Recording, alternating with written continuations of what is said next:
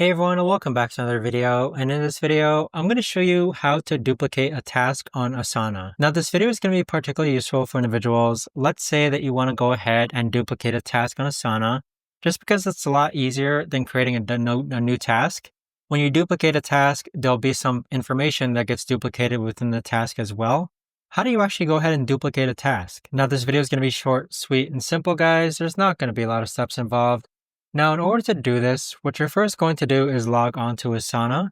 Next, click on the task you want to go ahead and duplicate. Click on these three dots, and then click on Duplicate Task. Now, on this page here, you can include what actually gets duplicated. So you can select the task description, assignee, tags, projects, due dates, etc. But there you have it, guys. That right there is the best and easiest way that I know of to actually go ahead and duplicate a task on Asana.